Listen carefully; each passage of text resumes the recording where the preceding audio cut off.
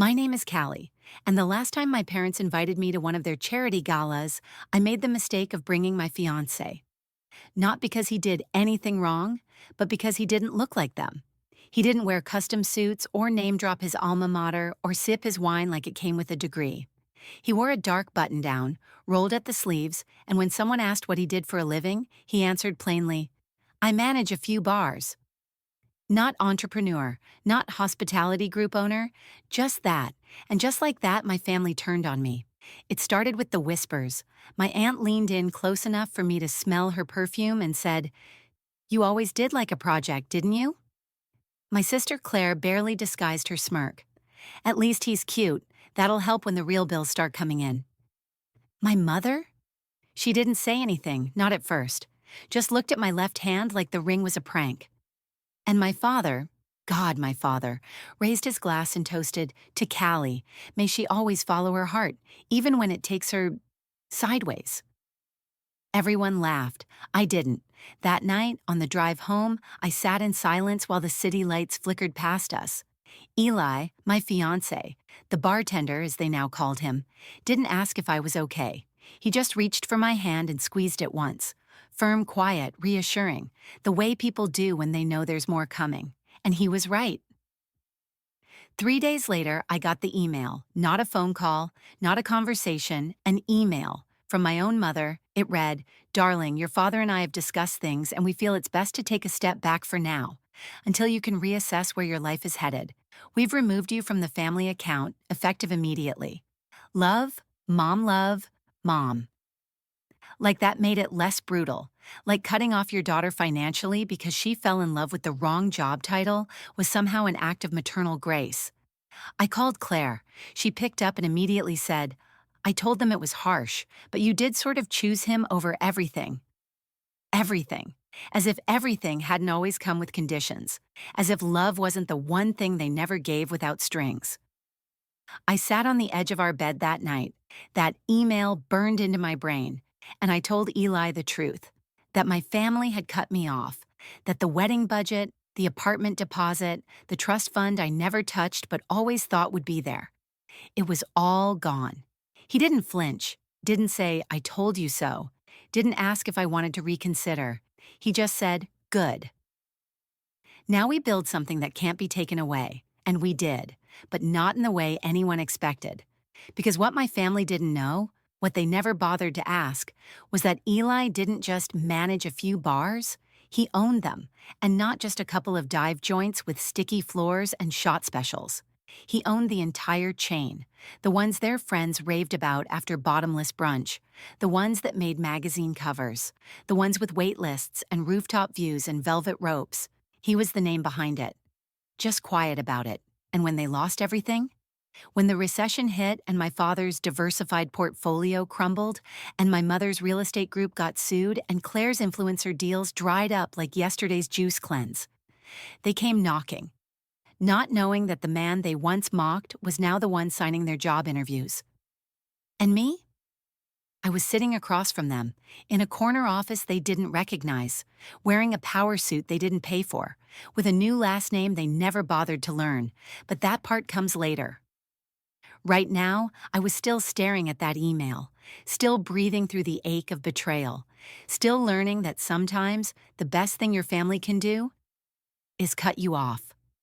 The first week after the cutoff, I didn't cry, not once. People think the worst part of being disowned is the absence. The canceled credit cards, the cold silence in the group chat, the invitations that stop coming. But they're wrong. The worst part is realizing how conditional everything always was. That love was never a given. It was a contract. And the moment I broke Clause 1, subsection A, marry someone who fits into our world, the entire agreement got shredded. I remember walking into a grocery store with a debit card that was now just mine, not my family's, not backed by some bottomless account managed by someone named Gregory I'd never met. It had $832 on it, which felt like the whole world and nothing at all. I picked the off-brand coffee, the single roll of paper towels, eggs but no cheese, bread but not the fancy kind. I was 27 and budgeting like a college student again, and the wildest part? I didn't hate it, because every swipe of that card reminded me I was finally living a life that belonged only to me. Even if it was smaller, even if it was messier, even if my phone buzzed with nothing but promotional emails and Claire's perfectly filtered vacation posts from Capri. Eli never changed. He didn't suddenly become this knight in shining financial armor just because I needed help. He stayed steady, kept showing up to the same bars, talking to the same staff, cleaning counters even when no one asked. "Why don't you just tell them?" I asked one night while we folded laundry on our couch. "Tell who?" "My parents, Claire, anyone." He shrugged. "If they didn't care enough to ask, why should I care enough to correct them?" That stuck, because it wasn't just about pride, it was about truth. He never needed their approval. I was the one still chasing shadows, still checking my phone for a message that said, "Come home, we were wrong," still hoping that maybe love could outlast status. Spoiler, it didn't. Instead, my mother sent out a holiday newsletter that year. It mentioned Claire's collaboration with a luxury makeup brand and my father's exciting consulting ventures. I wasn't in it, not even a footnote. And if that sounds dramatic, then you've never been erased by the people who raised you. But I wasn't disappearing, not really. I was just growing in a direction they weren't looking. Eli and I started working nights. I helped him with invoices, vendor lists, even basic PR planning. I'd gone to school for communications. My degree had dust on it, but my instincts were sharp. "Babe," I said once, holding up the old logo on his website. "This font gives 2006 college party flyer. We can do better." He laughed. "I'm not even mad, just fix it." So I did. We rebranded the flagship bar, built a social strategy, revamped the menus. I started attending meetings with his partners, not as the girl who brought coffee, but as a strategist. And one day, one of them said, "You ever think of taking this whole thing national?" Eli looked at me before he answered. "We already are." That night, we drank the good wine, our wine, and sat barefoot on our kitchen floor. I had marinara sauce on my shirt and a bank notification that made my heart skip. "Did we just hit 6 figures this month?" I whispered. He didn't answer right away, just raised his glass and clinked it against mine. "To sideways," he said with a grin. And I laughed. Harder than I had in months, because yeah, maybe I had taken a detour. Maybe my life didn't look like it used to. But damn if it didn't feel more real. And what I didn't know yet, what was slowly brewing behind the scenes, was that the very people who cut me off were about to lose everything. And when they did, there'd be one name on every hiring list, one office they'd be told to apply through. Mine. My family didn't lose everything all at once.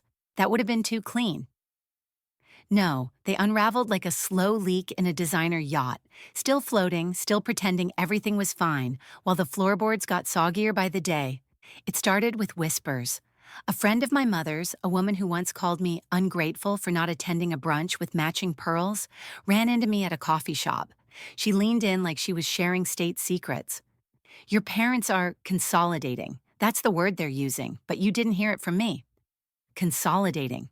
Translation: selling off assets, downsizing homes, slashing staff. I smiled politely, said nothing, but inside, I felt something I couldn't quite name. It wasn't joy, not schadenfreude, it was detachment. I no longer needed their fall to justify my rise, but it was fascinating watching the empire wobble. Claire, meanwhile, had started posting fewer photos. Her usual stream of yacht decks and rooftop selfies started giving way to quotes about hustling harder and cleansing circles. She dropped her personal stylist and started tagging fast fashion. One day, she even posted a transparent moment video. Her makeup was flawless, her lighting was immaculate, but the tremble in her voice when she said, "This year has taught me who's really there for you," was real. She meant me, of course, but she didn't say it, because that would mean admitting I'd been right. Still, I watched, not because I wanted to reconnect, but because I knew where this road ended. And it ended exactly where it always does, with a call. It came on a Thursday. I was at the new office downtown. Yes, office. Eli and I had finally expanded enough to need one. My name was on the door, right below his. Callie Renner, Partner, Development and Communications. It looked damn good in glass. My phone buzzed. Unknown number, but I knew. I knew before I picked up that it would be someone with a smile in their voice and panic in their throat. Hey, Callie, Claire sang. She always did that fake, high-pitched stretch when she was about to ask for something. Claire, I said, flat. Long pause. So I heard you guys are opening some new locations. That's amazing. I mean, seriously, who would have thought, right? You didn't. That's who.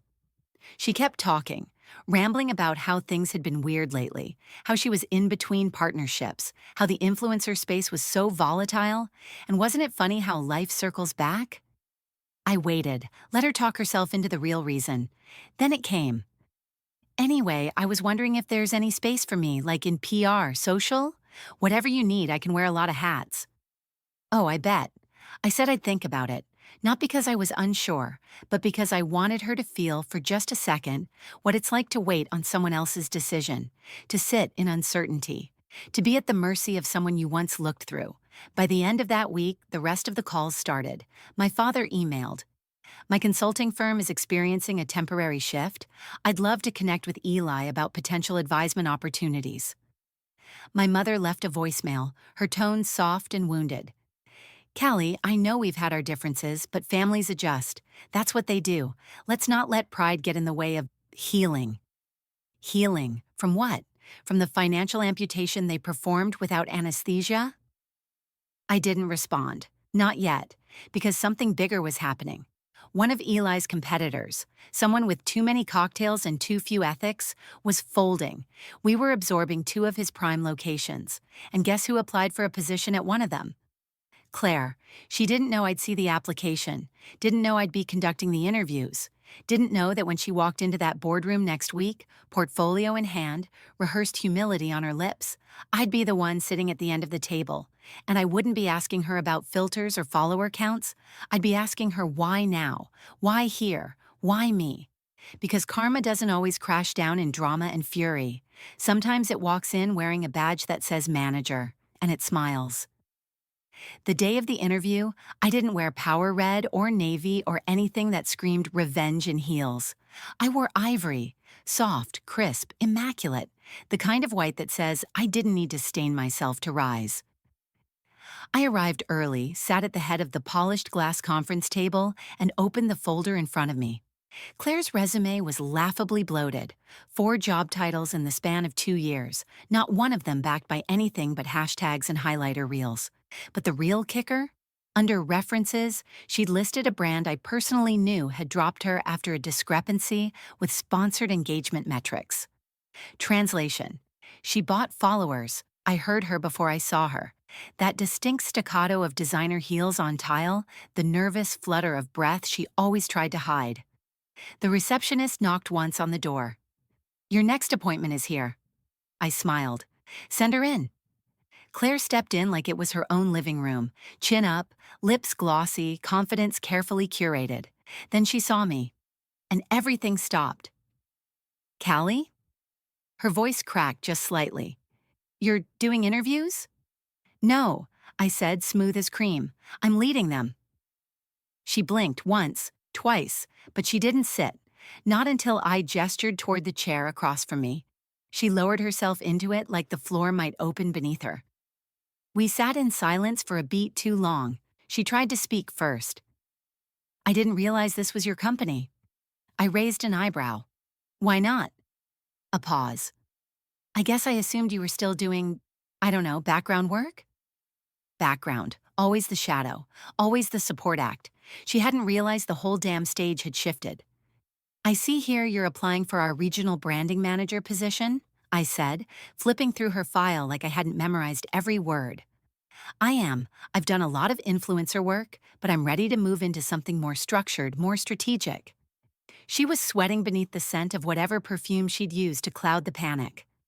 I leaned back. Strategic, huh? She nodded, eager now. Absolutely. I've handled 6-figure campaigns. I know how to manage brand tone, audience alignment, content scheduling. And what would you say is your biggest strength in a team setting? She blinked, not expecting the textbook question. I I bring people together. I'm a motivator. Interesting. I let the silence stretch until it was just slightly uncomfortable. Then I closed her folder. Claire, I said gently, do you remember the last thing you said to me at Dad's birthday dinner? She stiffened. That was a while ago. I remember it clearly, I said.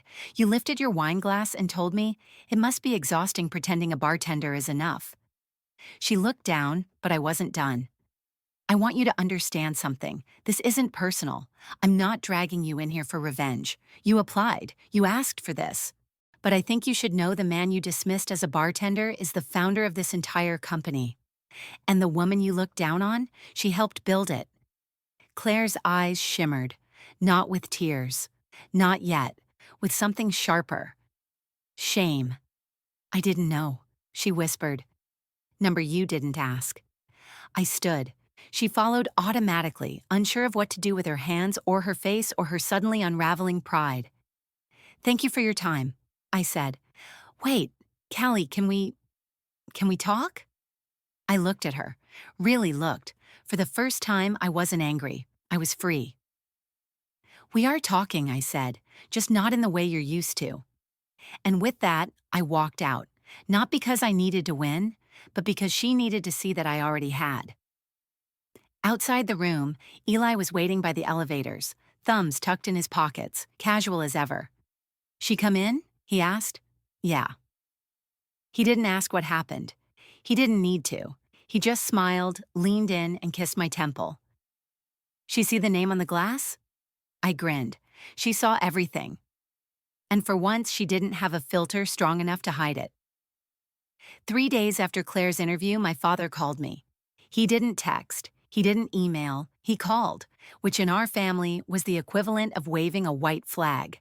The name flashed on my phone while I was in a vendor meeting, and for the first time in my life, I let it go to voicemail without guilt. I didn't owe him urgency anymore. That night, I sat on the couch with Eli, Thai takeout between us, and finally played the message. Callie, it's your father. I was hoping we could talk. There's something I'd like to discuss. In person, if possible. He didn't sound angry. He didn't sound arrogant. He sounded small. I replayed the message twice, trying to catch the tone. It wasn't regret. Not exactly. It was desperation wearing a borrowed suit of humility. Eli didn't say anything at first, just watched me. What are you thinking? He finally asked. That I want to hear it, not for closure, just for confirmation. Of what? That he's finally out of options. The meeting was set for Friday, 11 a.m. at a neutral location, an upscale cafe downtown, quiet, with pressed linen napkins and glass teapots. The kind of place my father would have scoffed at before for being trendy. But now I guess trend was better than closed doors. When I walked in, he stood, wearing the same kind of blazer I remembered from my childhood, but this one looked a bit tighter, a bit older, like it hadn't been tailored in years. Callie, he said with a nod. Dad. We sat. He ordered coffee. I didn't order anything. I wasn't there to settle in. He opened with small talk. My hair looked nice. He'd heard we were expanding. I let him circle the landing strip for a full 5 minutes before I raised an eyebrow. You said there was something you wanted to discuss. He cleared his throat. Well, as you know, the market's been, volatile. A few of our long-standing partnerships dissolved. Your mother's projects hit some legal snags. Claire's trying to pivot, of course, but... I waited. But what? He exhaled. I was wondering if there might be room for collaboration. I almost laughed, but I didn't. Instead, I tilted my head. You mean a job? He hesitated. Something advisory, high level. I have years of strategic insight and I think I could offer valuable perspective. Why now? I cut in. He blinked. I beg your pardon? Why now? Why not 2 years ago, or 1 year ago, or when you pulled every dollar of support from me without a conversation? He didn't answer, so I continued low and steady. You toasted to my sideways life, you cut me off. You told me without saying it directly that I wasn't worth the risk because I love someone who didn't meet your standards. Now you're asking if I can find a seat for you at our table? My voice never rose. It didn't need to. The silence between us carried more weight than yelling ever could. He sipped his coffee. "I was wrong about him," he said finally, "about both of you." I leaned in slightly. "No, you weren't. You were right, actually. Eli wasn't part of your world. I wasn't either. And thank God for that, because your world collapses the second the market dips. Ours? We built it with our hands. It's not market-proof, but it's real." He looked away. The cafe around us buzzed with quiet conversation, but I could feel his stillness, the weight of someone realizing they're no longer in control of the narrative. "I'm not cruel, Dad," I said, "but I'm not a lifeboat either. You taught me to swim only when you pushed me into the ocean, and now that you're drowning, I don't owe you a rescue." He nodded slowly like he'd been bracing for that all along. Then he did something that startled me. He stood, buttoned his blazer, and extended his hand. "Congratulations, Callie, truly." And he walked out. No drama, no final plea, just gone. I sat there for a while, letting the words settle. Not out of grief, but out of something quieter. Something that sounded an awful lot like peace. Eli texted as I stepped out into the sunshine. "How'd it go?" I typed one word back. "Done." And this time, it didn't mean broken. It meant complete. After my father walked out of that cafe, something shifted. Not in him. No, I don't think he was built for real change. But in me. There was no emotional hangover, no crash, just a stillness I hadn't felt in years. Because for the first time in my life, I wasn't waiting anymore. Not for a call, not for an apology, not for permission to move forward. It's strange how peace feels less like fireworks and more like exhaling, like waking up and realizing you didn't dream about them at all. That weekend, Eli and I hosted a private dinner at one of our newest locations, a rooftop lounge overlooking the city skyline. It was invitation only, close partners, investors, staff who'd been with us since the beginning. I stood at the edge of the glass balcony, watching the lights flicker across a city I no longer feared. This place used to feel like a measuring stick. Now it felt like ours. One of our assistant managers came up to me during dessert. "Hey, Callie," she said, a little hesitant. "Just thought you should know. Claire's been calling again, says it's urgent." I didn't even blink. "Tell her HR handles all follow-ups." The manager hesitated. "She said it's not about the job, said it's about everything." I looked at her, level. Everything happened. We're past it. And just like that, the last piece of her fell out of my emotional orbit. The next morning, I found 2 emails, one from Claire, one from my mother, both long, winding, overflowing with phrases like, "We never meant to hurt you," and "Family is complicated and you've changed." I didn't reply. Instead, I did something else. I opened the Dropbox folder I'd created almost a year ago. Inside, screenshots of texts, the bank transfer logs from when Eli and I started from scratch, the original wedding guest list I'd been edited out of, the email from my mother that started it all. Not because I needed revenge, not even because I needed receipts, but because I wanted to remind myself I didn't imagine it. The gaslighting, the erasure, the conditional love, it was all real. And now, so was this life. Later that day, I was reviewing some brand strategy reports when Caleb, one of our regional ops guys, popped into my office. He was holding a thick envelope. "This came through internal mail," he said, handing it to me. "No return address, just your name." I opened it. Inside, a typed letter from the board of a philanthropic fund my mother once ran. It read, "After internal review and feedback from the business community, we are pleased to invite Callie Renner to join our advisory panel for 2025. There was more.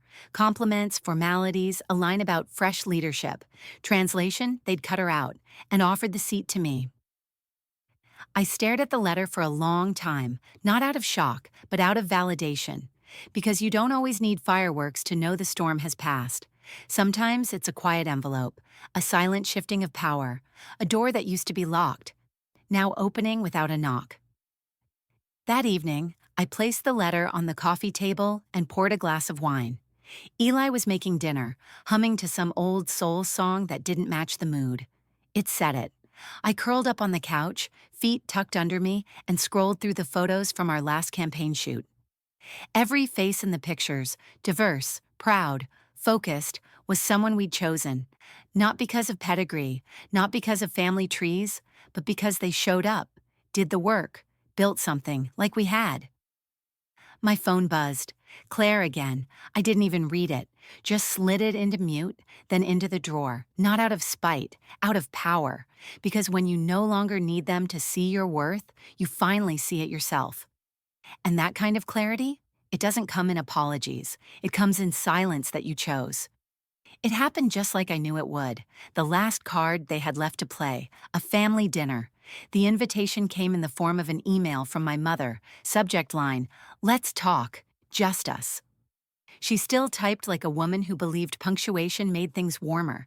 There were no apologies, just assumptions. "We'll be at Bellegro at 7 p.m. Thursday. Hope you can make it." Not, "Would you like to come?" Not, "Can we meet you halfway?" Just the same quiet demand dressed up as civility. I didn't reply. I just showed up, not for them, for me. I wore a fitted black jumpsuit, clean, elegant, untouchable. No designer labels screaming status, just a gold cuff bracelet Eli had given me the night we signed our 5th location. Inside, it was engraved, "Built, not borrowed." The restaurant was loud with other people's joy. My family sat at the back, their table already half filled with wine glasses and the kind of bread no one touches but always refills. Claire looked up first. Her face did that strange flicker, fake delight colliding with real discomfort. My mother rose halfway. My father didn't. I sat without speaking, let them start. "Well," my mother began, hands folded in faux grace. "You look successful." "Thanks, I won," I said simply. No defense, no humility, just the truth. Claire jumped in, too chipper. "I saw your campaign with Revival Spirits. That rooftop series was so cool. Totally your vibe." I looked at her and smiled slightly. It wasn't thanks. It was, "I see you." We ordered food, though no one was hungry. Small talk filled the silence with paper-thin conversation. My father mentioned a possible partnership he was considering. Claire pretended to be booked through next month. My mother smiled too much. Her eyes darted like she was waiting for her cue, and then she gave it. We were hoping to reconnect as a family. Things got misinterpreted. Misinterpreted. Like I didn't have the emails, the voicemail, the memory of being financially cut off like a loose thread on a silk hem. "I don't think they did," I replied, my voice calm, not soft, just final. "You meant what you did. You were crystal clear." They weren't expecting that. Claire's mouth tightened. My father reached for his wine. "You've always been so sensitive, Callie," he muttered, like it was an insult wrapped in concern. I leaned forward just slightly. Number I was just paying attention. The table went still. My mother dabbed her mouth with a napkin she hadn't used. "We didn't know what Eli really was. We assumed—" "You assumed poor meant unworthy," I cut in. "You assumed humble meant desperate. You assumed the man who worked behind a bar couldn't possibly own the land it was built on. You assumed I had made a mistake, and when I didn't beg, you treated it like betrayal."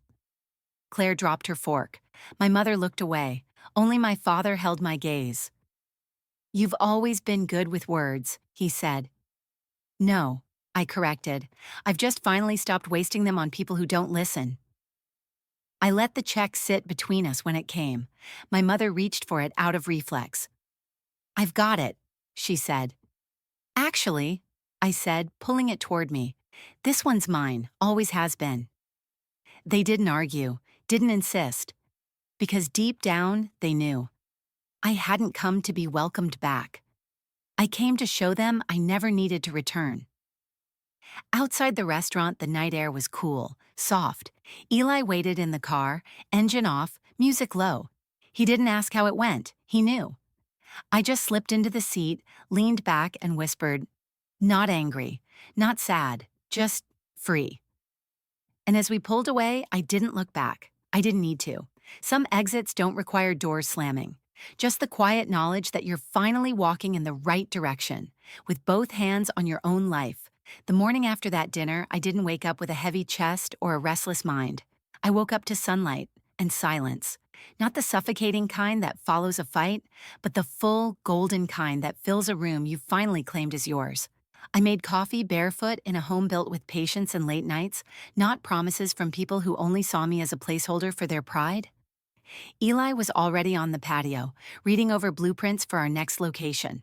I sat beside him and didn't say a word. I didn't need to. We had built a language of presence. After breakfast, I walked to the dresser and opened the wooden box where I kept the bracelet. Built, not borrowed. I traced the words with my thumb, not because I needed a reminder, but because it felt like respect.